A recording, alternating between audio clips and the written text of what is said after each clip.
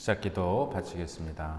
성부와 성자와 성령의 이름으로 말씀으로 하늘과 땅을 창조하시고 온누리의 얼굴을 성령으로 새롭게 하시는 아버지 하느님 찬미 받으소서. 거룩한 독서를 시작하는 저희 마음을 당신의 성령으로 비추시어 성령의 숨결이 가득 서린 성경 말씀 안에서 생명과 빛을 발견하고 당신의 사랑을 온 마음으로 느끼게 하소서. 당신의 말씀은 살아있고 힘이 있사오니 저희를 새 사람으로 바꾸어 주시고 완전한 사람으로 키워 주시리라 믿사옵니다. 아버지와 하나 되는 기쁨에 저희를 초대하시고자 아버지의 참모습을 보여주시고 아버지의 뜻을 가르쳐 주신 우리 주 예수 그리스도를 통하여 비나이다. 아멘. 성부와 성자와 성령의 이름으로 아멘. 참 예수님, 네, 올해 마지막, 이번 학기 마지막 시간이네요. 1년 동안 수고 많이 하셨고 이제 내년 부활부터 이제 3학기 시작될 테니까 내년에 안 나오실 분은 안 계시죠? 네. 첫 해 하셨다가 올해 쉬신 분들 내년에 많이 좀 데리고 나와 주시고요. 네. 안 하셨어도 또 새로 시작해도 되니까 내년도에 또 많은 분들 함께 했으면 좋겠습니다. 미리 말씀드리지만은 그 조편성은 원하시는 분들이랑 하시면 됩니다. 네. 자, 우리 유인물 10장 9절에서 16절, 요 베드로가 환시를 보다. 이 사도행전에는 3번 반복해서 나오는 얘기가 2개 있습니다. 뭘까요? 3번 나와요. 지금 이게 나오니까 물어봤겠지. 그죠? 예. 이 고르넬리오와 관련된 이 베드로의 환시 얘기. 그 다음에 또 하나는 바오로 사도의 회심 이야기입니다. 바오로 사도 한 번은 이렇게 9장에서 보도가 되고 다른 2번은 바오로 사도가 말씀을 하시죠. 그 3번이나 반복된다는 거는 무슨 뜻일까요? 그만큼 중요하다는 얘기이죠. 그래서 이 베드로 사도의 환시도 굉장히 중요한 이야기인데요. 같이 한번 읽어보실게요. 이튿날 길을 가던 그들이 그 도시 가까이 이르렀을 즈음 베드로는 기도하러 옥상에 올라갔다. 때는 정오쯤이었다. 그는 배가 고파 무엇을 좀 먹고 싶어 하였다. 그런데 사람들이 음식을 장만하는 동안 베드로는 무화경에 빠졌다. 이어서 하늘이 열리고 큰 암화포 같은 그릇이 내려와 4모퉁이로 땅 위에 내려앉는 것을 보았다. 그 안에는 4발 달린 짐승들과 땅의 길 짐승들과 하늘의 새들이 모두 들어있었다. 그때 베드로야 일어나 잡아먹어라 하는 소리가 들려왔다. 베드로는 주님 절대 안 됩니다. 저는 무엇이든 속된 것이나 더러운 것은 한 번도 먹지 않았습니다. 하고 대답하였다. 그러자 베드로에게 다시 2번째로 소리가 들려왔다. 하느님께서 깨끗하게 만드신 것을 속되다고 하지 마라. 이러한 일이 3번 거듭되고 나서 그 그릇은 갑자기 하늘로 들려 올라갔다. 네, 베드로가 먹방을 찍기 전에 이게 그릇이 하늘로 올라갔네요. 여기서도 또 3번이 반복되니까 여기서도 되게 중요하다는 말씀이겠죠. 4발 달린 짐승들과 땅의 길짐승들과 하늘의 새들, 이렇게 세상의 동물들을 3종류로 구분하는 것은 창세기 6장 20절 말씀을 참조할 수가 있고요. 베드로 사도는 예수님이 죄송합니다. 바리사이 오타가 났네요. 바리사이와 율법학자들과의 논쟁에서 유다교의 정결례와 음식 규정을 폐기하신 것을 알고 있었을 것입니다. 그러나 스승의 가르침을 실제의 삶에서 구체적으로 체득하고 실천하기까지는 특별한 계기가 필요했습니다. 정결한 짐승과 부정한 짐승이 한데 섞이게 되면 모든 짐승이 오염되어 먹을 수 없게 됩니다. 그러니까 하늘에서 내었을 때 그 정결한 것만 먹으면 되지 배고프다면서 왜 안 먹느냐 했을 때 섞여 있으면 오염이 되는 거예요. 그래서 오염된 것은 속된 것, 코이논이라는 단어인데 속된 것으로 번역했고, 이제 부정한 것은 아카타르톤이라는 단어인데 더러운 것으로 번역했습니다. 그래서 속된 것, 더러운 것은 부정한 것, 그리고 부정한 것이랑 닿은 것을 의미하는데요. 그래서 이런 거를 한 번도 안 먹었다니까 하늘에서 소리가 들려왔습니다. 하느님께서 깨끗이 만든 것을, 깨끗하게 만드신 것을 속되다고 하지 마라. 이는 이방인 선교에 대한 암시입니다. 유다인은 깨끗하고 이방인은 속되다는 편견을 버려야 한다는 말씀입니다. 왜냐하면 유다인이든 이방인이든 하느님께서 깨끗하게 만드신 피조물이기 때문입니다. 그래서 여기서 이제 두 가지인데, 우선은 구약 성경에 보면 정한 짐승, 부정한 짐승 구분이 있는데, 그거는 이제 더 이상 이제 구분하지 않게 되는 거고, 왜냐하면 하나님께서 다 깨끗하게 만드셨기 때문에. 그리고 이것은 이방인 선교에 대한 상징입니다. 자, 그 다음에 사도행전 11장 19절부터 18장 22절. 정태현 신부님은 여기에서 2부가 시작된다고 이렇게 보고 계시는데요. 이 2부는 팔레스티나 지역 밖에 이방인 선교에 초점이 맞춰져 있습니다. 선교 무대의 주인공은 더 이상 12사도단을 대표하는 베드로가 아니라 바오로입니다. 2부의 구조는 우선 11장부터 13장까지는 안티오키아 공동체의 선교 이야기, 이제 예루살렘이 아니라 안티오키아가 중심이 되고요. 그 다음에 바오로 사도의 세 차례의 전도 여행, 이 13장에서 21장까지 나오는데, 중간에 15장에 또 아주 중요한 예루살렘 사도회의 이야기가 나옵니다. 그 다음에 마지막에 바오로 사도가 예루살렘에서 체포되어 로마로 압송되는 과정이 마지막을 구성하게 됩니다. 이 바오로 사도의 세 차례의 전도 여행에 대한 사도행전의 기록에는 몇 가지 공통 요소가 있는데요. 첫 번째, 출발지는 시리아 지방의 수도 안티오키아입니다. 두 번째, 하느님의 천사나 성령의 인도를 받습니다. 세 번째, 바오로 사도는 새로운 선교지에 도착하면 먼저 안식일에 유다교 회당을 찾아 유다인들과 성경을 바탕으로 토론을 벌입니다. 정태현 신부님은 거룩한 독서를 먼저 했다 이렇게 말씀을 하세요. 네. 그러니까 바오로 사도는 이제 이방인 선교를 먼저 하려고 그런 게 아니라 사실은 먼저 유다인들이랑 얘기를 하는데, 네 번째, 이방인 선교에 앞서 언제나 바오로 사도는 유다인들을 그리스도교로 끌어들이려 하지만 실패합니다. 하지만 유다인에게서 배척을 받은 바오로의 선교 활동은 이방인들에게 환영을 받습니다. 그래서 다섯 번째, 바오로 사도는 점점 유다인들을 회심시키려는 자신의 노력과 상관없이 구원의 복음이 이방인들에게로 넘어가고 있음을 깨닫고 이를 하느님의 계획으로 선언합니다. 리스트라와 안티오키아에서 생긴 일을 우선 보겠는데요.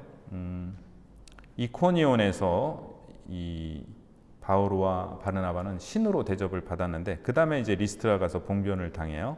같이 한번 읽어보시겠습니다. 그런데 안티오키아와 이코니온에서 유다인들이 몰려와 군중을 설득하고 바오로에게 돌을 던졌다. 그리고 그가 죽은 줄로 생각하고 도시 밖으로 끌어내다 버렸다. 그러나 제자들이 둘러싸자 그는 일어나 도시 안으로 들어갔다. 이튿날 그는 바르나바와 함께 데르베로 떠나갔다. 바오로와 바르나바는 그 도시에서 복음을 전하고 수많은 사람을 제자로 삼은 다음 리스트라와 이코니온으로 갔다가 이어서 안티오키아로 돌아갔다. 그들은 제자들의 마음에 힘을 북돋아 주고 계속 믿음에 충실하라고 격려하면서 우리가 하느님의 나라에 들어가려면 많은 환난을 겪어야 합니다 하고 말하였다. 우리가 복음을 전하면서 봉변을 당할 때가 많아요.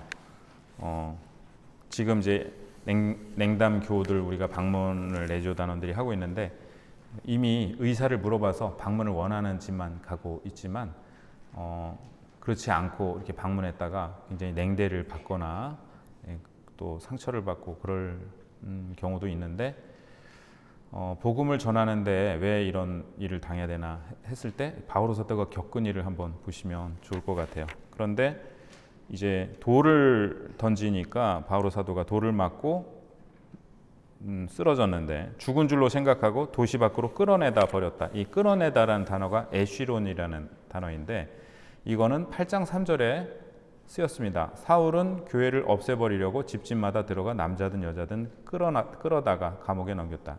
쉬론이라는 단어인데 그러니까 바오로 사도가 자기가 했던 일을 이제 당하고 있는 거예요. 박해를 했다가 박해를 당하고 있는데 이 우연인지 의도적인지 같은 단어가 쓰였습니다. 고린토 2서 11장 23절에서 28절 같이 읽어보실까요? 나는 수고도 더 많이 하였고 옥살이도 더 많이 하였으며 매질도 더 지독하게 당하였고 죽을 고비도 자주 넘겼습니다. 마흔에서 하나를 뺀 매를 유다인들에게 5차례나 맞았습니다. 그리고 채찍으로 맞은 것이 3번, 돌질을 당한 것이 1번, 파선을 당한 것이 3번입니다. 밤낮 하루를 꼽아 깊은 바다에서 떠다니기도 하였습니다. 자주 여행하는 동안에 늘 강물의 위험, 강도의 위험, 동족에게서 오는 위험, 이민족에게서 오는 위험, 고을에서 겪는 위험, 광야에서 겪는 위험, 바다에서 겪는 위험, 거짓 형제들 사이에서 겪는 위험이 뒤따랐습니다. 수고와 고생, 잦은 밤샘, 굶주림과 목마름, 잦은 결식, 추위와 헐벗음에 시달렸습니다. 그 밖에 것들은 제쳐놓고서라도 모든 교회에 대한 염려가 날마다 나를 짓누릅니다. 네, 이 바오로 사도께서 직접 하신 말씀인데 위험하지 않은 데가 없네요. 위험하지 않은 사람이 없고 그리고 마흔에서 하나를 뺀 매를 유다인들에게 5차례나 맞았다고 돼 있는데 신명기 25장 3절에 의하면 죄인에게도 40대 이상 매질할 수 없었습니다. 혹시 실수로 한 대를 더 때렸을까 봐 나중에는 39대까지만 때렸는데요. 바오로 사도는 이 법정 최고 매질에 해당하는 39대를 5번 당하셨다는 뜻입니다. 근데 굉장히 놀라운데 다 기록을 하고 계시네요. 다. 네. 이거 5번 맞았고 채찍으로 3번. 네. 이 말씀을 읽으면서 제가 전에 읽어드린 적이 있던 앵베르 주교님의 편지가 생각나는데요. 앵베르 주교님은 이제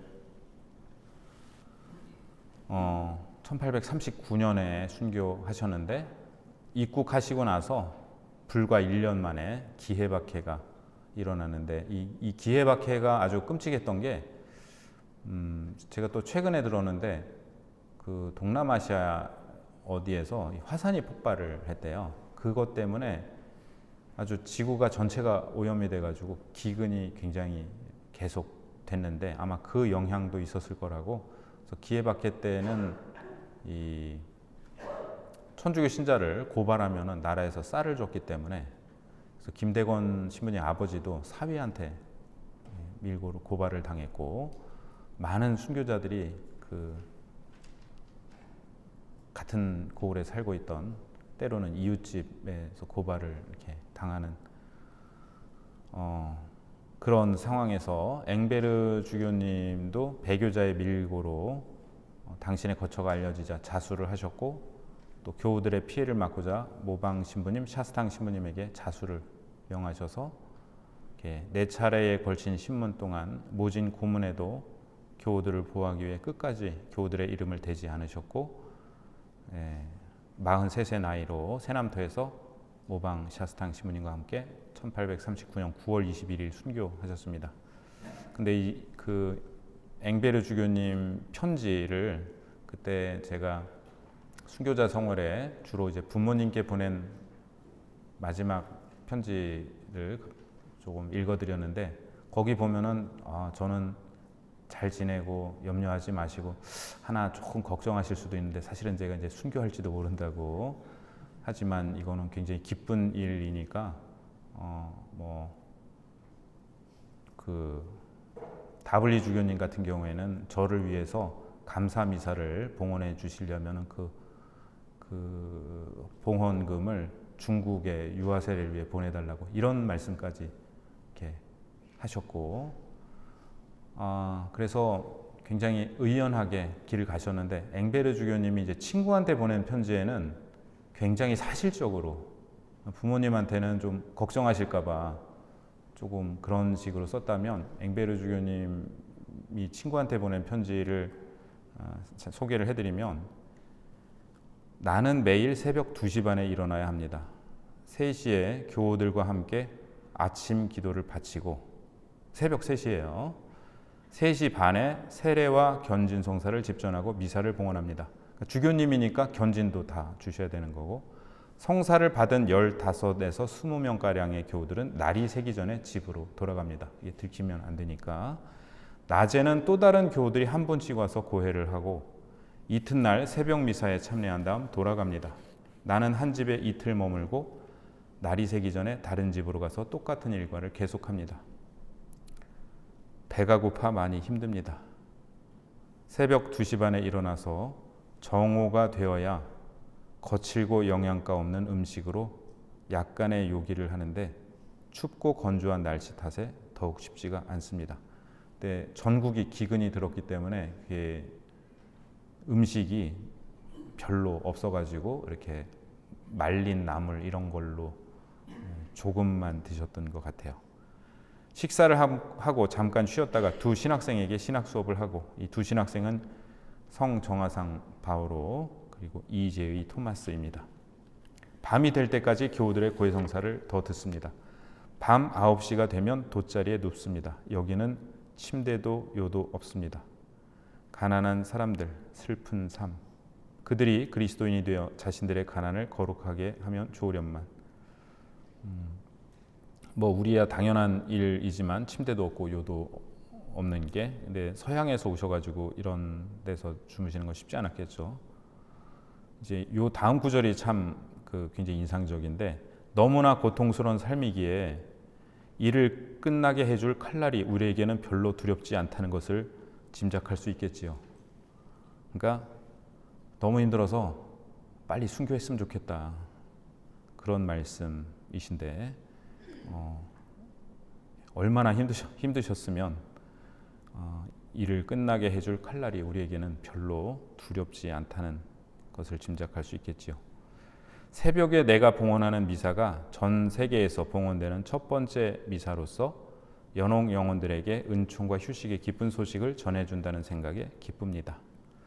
그래서 당시에는 미사를 봉헌하면 그때 연옥 영혼이 잠깐 쉰다고 이렇게 생각을 했어요. 그런데 일본에는 선교가 잘 안 됐기 때문에 해가 뜨는 이 조선에서 이렇게 서양 사람들 눈을 보면 여기가 아주 제일 동쪽이죠. 그래서 조선에서 지금 한국인 신부도 없으니까 그래서 앵베르 주교님이 당신이 봉헌하는 미사가 전 세계에서 봉헌되는 첫 번째 미사다. 이게 주교님을 버티게 하신 힘이었던 것 같습니다. 그래서 해 뜨는 데서부터 해 지는 데까지 깨끗하지 못한 우리 마음이 정화되어 봉헌되는 이 미사에서 깨끗한 제물이 희생되고 봉헌되리라 하면서 말라키 1장 11절의 말씀을 인용하시면서 이 르그레즈아 신부님에게 친애하는 신부님과 이 거룩한 미사 안에서 일치하게 되는 것 또한 나에게 큰 기쁨입니다. 이렇게 편지를 맺고 계십니다. 네, 생각이 나서 소개해드렸고요. 네, 그 다음에 사도행전 15장 4절에서 29절의 말씀 중간중간에 조금 생략을 했는데요. 함께 읽어보시겠습니다. 그들은 예루살렘에 도착하여 교회와 사도들과 원로들의 영접을 받고 하느님께서 자기들과 함께 해주신 모든 일을 보고하였다. 그런데 바리사이파에 속하였다가 믿게 된 사람 몇이 나서서 그들에게 할례를 베풀고 또 모세 율법을 지키라고 명령해야 합니다 하고 말하였다. 사도들과 원로들이 이 문제를 검토하려고 모였다. 오랜 논란 끝에 베드로가 일어나 그들에게 말하였다. 형제 여러분, 다른 민족들도 내 입을 통하여 복음의 말씀을 들어 믿게 하시려고 하느님께서 일찍이 여러분 가운데서 나를 뽑으신 사실을 여러분은 알고 있습니다. 사람의 마음을 아시는 하느님께서는 우리에게 하신 것처럼 그들에게도 성령을 주시어 그들을 인정해 주셨습니다. 그리고 그들의 믿음으로 그들의 마음을 정화하시어 우리와 그들 사이에 아무런 차별도 두지 않으셨습니다. 그런데 지금 여러분은 왜 우리 조상들도 우리도 다 감당할 수 없던 멍에를 형제들의 목에 씌워 하느님을 시험하는 것입니까? 우리는 그들과 마찬가지로 우리도 주 예수님의 은총으로 구원을 받는다고 믿습니다. 그러자 온 회중이 잠잠해졌다. 그리고 바르나바와 바오로가 하느님께서 자기들을 통하여 다른 민족들 가운데서 일으키신 표징과 이적들에 대하여 이야기하는 것을 들었다. 사도들과 원로들은 온 교회와 더불어 자기들 가운데 사람들을 뽑아 바오로와 바르나바와 함께 안티오키아에 보내기로 결정하였다.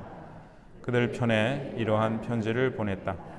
성령과 우리는 다음에 몇 가지 필수 사항 외에는 여러분에게 다른 짐을 지우지 않기로 결정하였습니다. 곧 우상에 바쳤던 제물과 피와 옥졸라 죽인 짐승의 고기와 불륜을 멀리하라는 것입니다. 여러분이 이것들만 삼가면 올바로 사는 것입니다. 네, 이제 요 내용에 나온 것처럼 이방인들이 예수 그리스도교 신자가 되기 위해서 먼저 유다교로 개종을 한 다음에 해야 되느냐, 먼저 유다인이 되어야 되느냐 하는 문제가 생겼는데, 그래서 그 징표로 할례를 받아야 된다 이렇게 주장하는 사람들이 있었는데, 여기에 대해서 예루살렘 사도회의가 열렸습니다. 근데 여기 이방인들에게 복음을 전하고 돌아온 바오로와 바르나바 사도를 예루살렘의 사도와 원로들이 환대하는 장면이 인상적이십니다. 그리스도께서 하느님과 인간 사이의 화해를 이루신 것처럼 인간과 인간 사이의 화해를 이루고 계시다는 것이 사도들의 믿음입니다. 유다인들은 철저히 이방 민족과 구분된 삶을 살았는데 이제 그들이 한 공동체를 이루게 됩니다. 유다인들이 주축이 된 예루살렘 교회 공동체의 역할보다 복음이 세계로 뻗어나가는 과정이 여기부터 더 중요하게 다루어지며 예루살렘 교회 수장인 베드로 사도는 사도행전 15장까지만 등장합니다. 그래서 어떤 학자는 여기 15장이 사도행전의 중심이다 이렇게 얘기를 하고 있는데요. 여기서 베드로 사도가 굉장히 말씀을 잘하시죠. 이 베드로 사도께서 왜 여러분은 하느님을 시험하는 것입니까? 이렇게 이런 표현까지 쓰는데, 이 표현은 광야에서 마귀가 예수님을 시험했을 때, 또 사도행전에서 하나니아스와 사피라가 거짓말을 했을 때, 그리고 구약의 이스라엘 백성이 광야에서 하느님을 시험했을 때 등장합니다. 이방계 그리스도인들에게 할례를 받으라고 강요하는 것은 이처럼 하느님을 시험하는 것이라고 베드로 사도는 말합니다. 이렇게 확신에 차서 말할 수 있는 이유는 우리가 시작할 때 읽었던 환시 체험 때문입니다. 자, 그 다음에 이 편지 내용 보면은 성령과 우리는 이렇게 결정했습니다. 저는 이제 프란시스코 교황님께서 시노달리타스라는 말씀을 많이 하셨는데, 이거를 우리 주교회의에서 처음에는 이제 공동 합의성으로 번역을 했다가 그 다음에는 다시 번역을 하지 않고 그냥 시노달리타스라는 말을 쓰고 있습니다. 그래서 이게 무슨 뜻이냐라는 정의에 대해서 아직 여러 말들이 있는데, 공동 식별이라고 말씀하시는 분도 계시고 여러 가지가 있는데, 저는 이 시노달리타스를 가장 잘 보여주는 게 성령과 우리의 결정이라는 말이 아닐까. 그러니까 우리가 합의해서 이렇게 결정했습니다. 사실 이제 이게 민주주의잖아요. 시노달리타스는 민주주의를 얘기하는 것은 아니고 우리의 결정임과 동시에 성령의 결정인 것. 예. 시노드가 이제 세계 주교 대의원 회의를 시노드라고 하는데 시노드의 어원은 쉰 호도스라 그래서 쉰은 그리스어로 함께라는 뜻이고 호도스는 길이라는 뜻이에요. 함께 길을 간다가 시노도스거든요. 그래서 우리가 함께 길을 걸어가고 함께 의논하고 함께 결정하면서 그 안에서 성령께서 일하신다라고 믿는 것이 시노달리타스라고 얘기할 수 있지 않을까 싶습니다. 사도회의의 결정은 우상에게 바쳤던 제물, 피, 목졸라 죽인 짐승의 고기와 불륜 등 4가지를 멀리하라는 것이다. 그럼 이제 선지는 먹으면 안 되는 거네요, 그죠? 네. 사실은 그렇습니다. 그러니까 하느님이 만드신 거를 속되다고 하지 마라 했지만 그래도 먹으면 안 되는 게 있어요. 이 3가지인데 우상에게 바쳤는데 제물은 당연히 먹으면 안 되는 거고 우상 숭배를 용인한다는 말이니까 이제 이거는 우리 제사 음식이랑은 좀 다른 차원이죠. 그 다음에 피는 유다인들은 이렇게 구약 내내 나오잖아요. 피는 먹으면 안 된다. 왜냐하면 피는 생명의 상징인데 생명의 주인은 하느님이시기 때문에 그것을 섭취하면 안 됐습니다. 근데 목졸라 죽인 짐승은 피가 그 안에 있기 때문에 먹으면 안 되는 거예요. 그래서 이는 레위기 17장과 18장에서 유다인과 섞여 사는 이방인들에게 주었던 모세의 율법이기도 합니다. 사도들의 논리는 모세 시대에도 존중되었던 이방인의 생활 양식을 무시하고 왜 이제 와서 새로운 율법을 만들어내느냐는 것입니다. 이는 하느님께서 우리에게 하신 것처럼 그들에게도 성령을 주시어 그들을 인정해 주셨다는 베드로 사도의 말씀에 힘을 얻어 사도회의의 결론으로 확정됩니다. 자, 그런데 이렇게 이제 신약이건 구약이건 피는 먹으면 안 된다라고 얘기를 하는데 예수님께서는 내 살을 먹고 내 피를 마시라고, 너희는 모두 이걸 받아 마시라고. 그래서 우리 그 피에 생명이 있다고 말씀드렸잖아요. 그러니까 그거는 당신의 생명을 우리에게 다 주시겠다라는 의미입니다. 물론 이제 우리는 성체만 영하고 있지만 그 예수님의 몸만 영하고 피는 영하지 않는다 이렇게 볼 것이 아니라 몸과 피를 같이 영한다라고 그 성체를 통해서 그렇게 이해할 수 있겠죠. 자, 이제 아테네서의 선교인데요. 바오로 사도의 아테네에서의 선교 같이 읽어보시겠습니다. 바오로는 아레오파고스 가운데에 서서 말하였다. 아테네 시민 여러분, 내가 보기에 여러분은 모든 면에서 대단한 종교심을 가지고 있습니다. 내가 돌아다니며 여러분의 예배소들을 살펴보다가 알지 못하는 신에게라고 새겨진 제단도 보았습니다. 여러분이 알지도 못하고 숭배하는 그 대상을 내가 여러분에게 선포하려고 합니다. 세상과 그 안에 있는 모든 것을 만드신 하느님은 하늘과 땅의 주님으로서 사람의 손으로 지은 신전에는 살지 않으십니다. 또 무엇이 부족하기라도 한 것처럼 사람들의 손으로 섬김을 받지도 않으십니다. 하느님은 오히려 모든 이에게 생명과 숨과 모든 것을 주시는 분이십니다. 그분께서는 또 한 사람에게서 온 인류를 만드시어 온 땅 위에 살게 하시고 일정한 절기와 거주지의 경계를 정하셨습니다. 이는 사람들이 하느님을 찾게 하려는 것입니다. 더듬거리다가 그분을 찾아낼 수도 있습니다. 사실 그분께서는 우리 각자에게서 멀리 떨어져 계시지 않습니다. 여러분의 시인 가운데 몇 사람이 우리도 그분의 자녀다 하고 말하였듯이 우리는 그분 안에서 살고 움직이며 존재합니다. 이처럼 우리는 하느님의 자녀이므로 인간의 예술과 상상으로 빚어 만든 금상이나 은상이나 석상을 신과 같다고 여겨서는 안 됩니다. 하느님께서 무지의 시대에는 그냥 보아 넘겨주셨지만 이제는 어디에 있든 모두 회개해야 한다고 사람들에게 명령하십니다. 그분께서 당신이 정하신 한 사람을 통하여 세상을 의롭게 심판하실 날을 지정하셨기 때문입니다. 그리고 그분을 죽은 이들 가운데서 다시 살리시어 그것을 모든 사람에게 증명해 주셨습니다. 죽은 이들의 부활에 관하여 듣고서 어떤 이들은 비웃고 어떤 이들은 그 점에 관해서는 다음에 다시 듣겠소 하고 말하였다.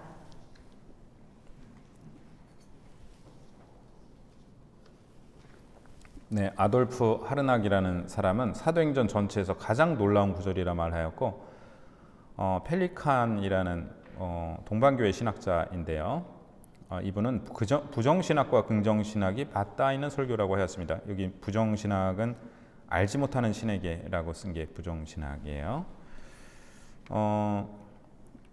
이 바오로 사도가 아테네에 당시 이제 그리스 문화권인데 거기 최중심부 입니다. 거기 가가지고 이 사람들한테 여러분들 지금 다 우상 숭배하고 있는데 잘못입니다 라고 얘기를 한 게 아니라 그 사람들이 알아듣게 얘기를 해요. 그래서 정태현 신부님이 이 부분 이제 정태현 신부님뿐만 아니라 전에 토착화라는 토착화 신학이라는 신학의 분야가 있는데 그 문화에 맞게 복음을 선포하는 겁니다.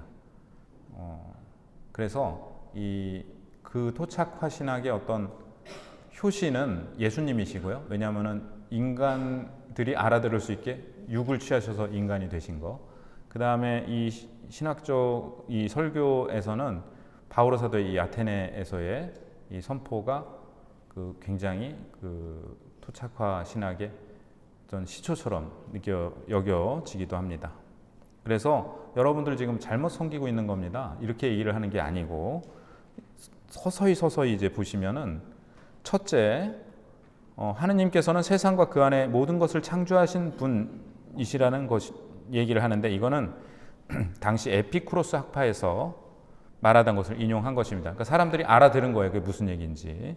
그 다음에 하느님께서는 사람의 손으로 지은 신전에는 살지 않으십니다. 이거는 에우리피데스의 사상을 수용한 것입니다. 그래서 아테네 시민들에게 친숙한 사상을 사용하면서 성경 말씀을 인용하되 직접 인용하지 않고 이 안에 다 성경 말씀이 있는데 은근히 왜냐하면 이 사람들은 성경을 모르니까 유다인들이 아니니까요. 은근히 암시하는 것이 설교의 특징입니다. 결국 우리도 그분의 자녀다라는 시인 아라투스의 말과 우리는 그분 안에서 살고 움직이며 존재합니다라는 시인 에피멘데스의 말을 인용합니다. 그러니까 요 말들이 다 아테네 사람들 알아듣고 있는 거예요 지금. 그런데 이거를 딱 종합을 해가지고 알지 못하는 신이 누구냐 하면서 맨 마지막 이제 하느님을 예수 그리스도의 하느님을 선포하는 거죠. 연중주일 감사송 6번에 이 대목이 들어와 있습니다. 저희는 주님 안에서 숨쉬고 움직이며 살아가오니 이 세상에서 날마다 주님의 인자하심을 체험할 뿐 아니라 영원한 생명을 보장받고 있나이다. 사실은 제가 가장 좋아하는 감사송인데요. 우리가 주님 안에서 숨쉬고 움직이며 살아간다라는 이 말씀이 많이 와닿습니다. 기원전 350년경 중국 전국시대 귀국자는 언어를 좋은 그릇에 담아서 상대방에게 기분 나쁘지 않게 전달하는 것을 성이라고 하였습니다. 자, 그 다음에 여기 사도행전 18장 23절에서 21장 16절은 위대한 선교사 참 목자로서 바오로 사도를 제시하고 있는데요. 제가 이게 길어가지고 여기에 실지를 못했는데 혹시 성경 갖고 오셨거나 아니면 어플로 이걸 같이 한번 읽어보겠습니다. 20장 17절부터 끝까지입니다. 20장 17절 같이 읽어보실게요. 바오로는 밀레토스에서 에페소로 사람을 보내어 그 교회의 원로들을 불러오게 하였다. 그들이 자기에게 오자 바오로가 말하였다. 여러분은 내가 아시아에 발을 들여놓은 첫날부터 여러분과 함께 그 모든 시간을 어떻게 지냈는지 잘 알고 있습니다. 나는 유다인들의 음모로 여러 시련을 겪고 눈물을 흘리며 아주 겸손히 주님을 섬겼습니다.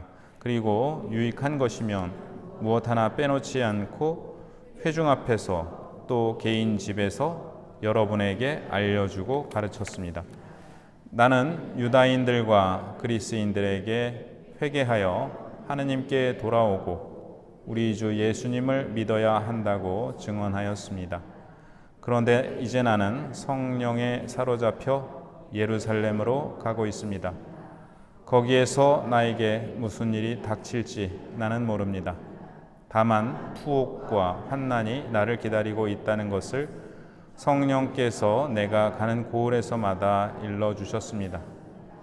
그러나 내가 달릴 길을 다 달려 주 예수님께 받은 직무, 곧 하느님 은총의 복음을 증언하는 일을 다 마칠 수만 있다면 내 목숨이야 조금도 아깝지 않습니다. 이제 내가 두루 돌아다니며 하느님의 나라를 선포한 여러분 가운데서 아무도 다시는 내 얼굴을 볼 수 없으리라는 것을 나는 압니다. 그래서 여러분 가운데 그 누구의 멸망에 대해서도 나에게는 잘못이 없다는 것을 나는 오늘 여러분에게 엄숙히 선언합니다. 내가 하나님의 모든 뜻을 무엇 하나 빼놓지 않고 여러분에게 알려주었기 때문입니다.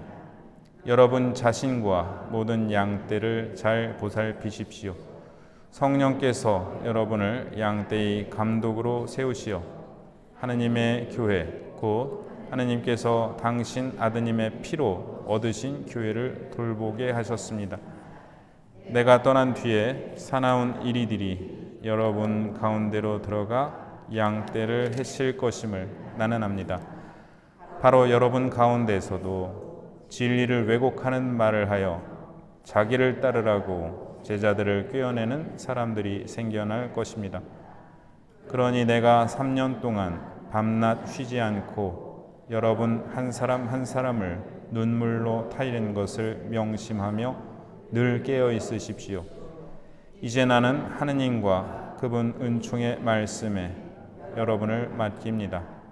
그 말씀은 여러분을 굳건히 세울 수 있고 또 거룩하게 된 모든 이와 함께 상속 재산을 차지하도록 여러분에게 그것을 나누어 줄 수 있습니다. 나는 누구의 은이나 금이나 옷을 탐낸 일이 없습니다. 나와 내 일행에게 필요한 것을 이 두 손으로 장만하였다는 사실을 여러분 자신이 잘 알고 있습니다. 나는 모든 면에서 여러분에게 본을 보였습니다. 그렇게 애써 일하며 약한 이들을 거두어주고 주는 것이 받는 것보다 더 행복하다고 친히 이르신 주 예수님의 말씀을 명심하라는 것입니다. 바울은 이렇게 말하고 나서 무릎을 꿇고 그들과 함께 기도하였다. 그들은 모두 흐느껴 울면서 바오로의 목을 껴안고 입을 맞추었다. 다시는 자기 얼굴을 볼 수 없으리라고 한 바오로의 말에 마음이 매우 아팠던 것이다. 그들은 바오로를 배안까지 배웅하였다.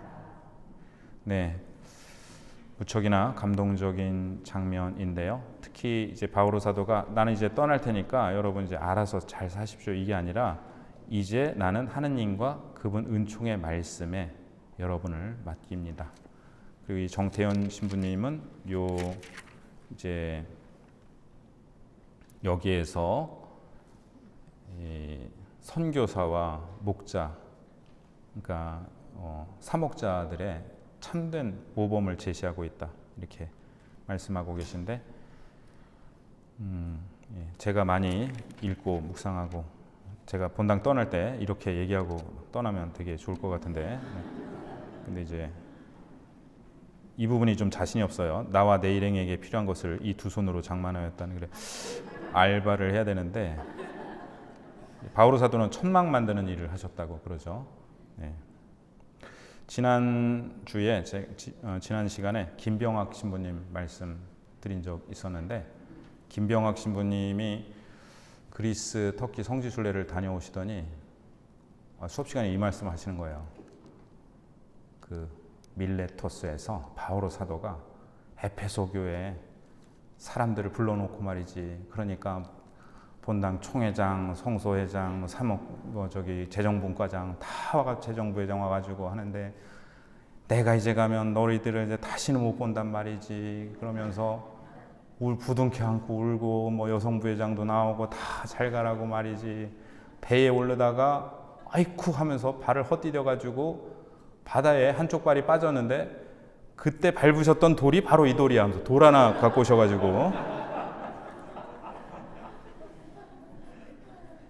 무슨 말씀을 하시려는 건지 막 이렇게 했는데 그 말씀 덕분에 이 장면이 아주 잊혀지지가 않습니다. 예. 그 돌이 바로 이 돌이라고 이렇게 갖고 오셔서 말씀을 해주셨는데요. 바오로 사도께서 다시는 나의 얼굴을 볼 수 없으리라는 말하고 하신 말씀은 실현이 되는데 왜냐하면 예루살렘으로 갔다가 로마로 압송되어 처형될 것이기 때문입니다. 바오로 사도의 마지막 여행은 예루살렘으로 향하시는 예수님의 여정과 닮았고 고별의 말은 예수님께서 돌아가시기 전날 제자들에게 하신 말씀, 요한복음 13장에서 16장의 말씀과 닮았습니다. 이 사도행전에 보면은 결국 이 사도들은 예수님께서 하신 일을 이어서 하고 있는데 그래서 예수님께서 하신 기적들을 사도행전 초반부에서 사도들이 하기도 하고 이 후반부에서는 이 복음 선포자로서 참 목자로서 예수님의 모습을 바오로 사도가 보여주고 계십니다. 바오로 사도의 원형은 역시 예수님이시죠. 그리고 마지막은 이제 그리스도교의 호교론이라는 제목이 붙어 있는데 호교론이란 적대적 유다인들과 로마의 유력한 정치인들 앞에서 그리스도교를 보호하고 변호하는 변론을 말합니다. 사도행전의 마지막 부분에는 루카의 호교론이 구원의 보편주의를 바탕으로 전면에 등장합니다. 그래서 마지막 부분에 로마에서 선교하는 사실은 이제 제가 지난번에 말씀드린 것처럼 로마에서 순교를 하시지만 이 사도행전의 관점은 바오로 사도의 전기가 아니라 어떻게 이 복음이 갈릴리아, 유다, 예루살렘, 사마리아를 거쳐서 예루살렘, 유다, 사마리아를 거쳐서 땅 끝까지 전해지는 그래서 땅 끝까지 바오로 사도가 가셨기 때문에 바로 로마에 가셨기 때문에 이제 거기서 온 세상으로 선포된다 복음이 사실이죠. 사실 로마가 그렇게 그리스도교를 박해하다가 이제 그리스도교를 허용을 하고 나중에 국교로 전에는 이제 그리스도교를 믿으면 박해했는데 이제 안 믿으면 이제 안 되는 그런 데까지 로마 전체가 이렇게 복음화가 되었죠. 바오로 사도는 로마로 압송되어 가택연금을 당하는데 유다인 지도자들을 불러서 세 가지 이야기를 합니다. 첫 번째, 나는 우리 백성이나 조상 전례의 관습을 거스르는 일을 하지 않은 충실한 유다인이다. 두 번째, 로마법에 저촉되는 행위도 하지 않았다. 세 번째, 유다인들의 반대 때문에 하는 수 없이 황제에게 상소하였다. 그러고 나서 나는 이스라엘의 희망 때문에 이렇게 사슬에 묶여 있습니다. 라고 말씀하시는데 이 이스라엘의 희망이란 예수님의 부활로 이미 실현된 죽은 이들의 부활을 의미합니다. 네, 분량 조절에 실패해서 죄송합니다. 앞부분을 좀 많이 하고 뒷부분을 좀 간략하게 해드렸는데요.